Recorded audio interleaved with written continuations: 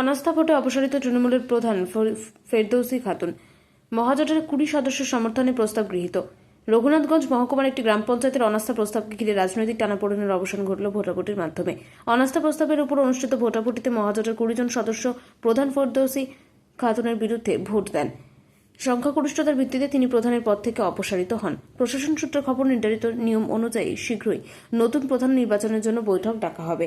আর নতুন প্রধান নির্বাচনের পর পঞ্চায়েতের উন্নয়নমূলক কাজ এবং প্রশাসনিক কার্যক্রম আরও গতিশীল হবে বলে আশা প্রকাশ করছেন স্থানীয় বাসিন্দাদের একাংশ। এই ঘটনাকে কেন্দ্র করে এলাকায় রাজনৈতিক চর্চা তীব্র হয়েছে।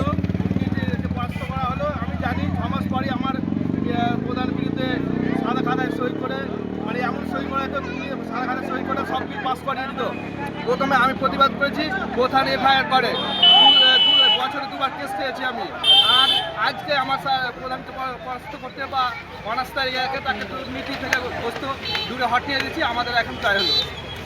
আপনি তো কংগ্রেসের সদস্য, আজকে মহাজোটের অপশাসন করলেন নাকি? মহাজোটের হলো আজকে। উপপ্রধানকে জিজ্ঞাসা করা, আজকে যে মহাজোটের পক্ষে প্রধানকে অপসারণ করলে কি বলবেন আজকে?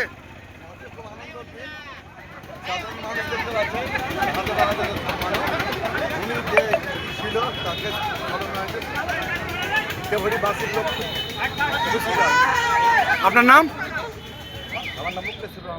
আপনি পুরো ঘটনাটা আপনাদের কাছে তুলে ধরেছি। প্রিয় দর্শক বন্ধুরা, দেখতে পাচ্ছেন সেই ছবি যে মহাজোটের প্রধান নির্বাচন যে অপসারণ করেছেন, সেই চিত্র আমরা এই মুহূর্তে। আপনি কোন দলের মেম্বার ছিলেন? কোন দলের মেম্বার ছিলেন? সেই চিত্র আমরা তুলে ধরেছি, আপনারা দেখাচ্ছে, দেখতে পাচ্ছেন। বলবেন অযোগ্য প্রধান 10টা অঞ্চলে খুঁজে পাওয়া যাবে না। ওই জন্যে আমরা এখানে তৃণমূল, কংগ্রেস, সিপিএম আমরা এসেছি এখানে। মানে কি বলবো আর কি, মানে ওইসব মানে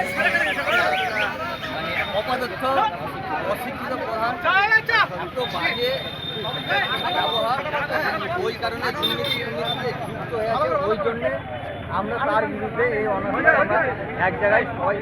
আপনার নাম? আপনারা তো দীর্ঘদিন সিপিএম এর মেম্বার রয়েছেন, আজকে অপসারণের খুব খুব আনন্দ লাগছে। আজকে কি হয়েছে?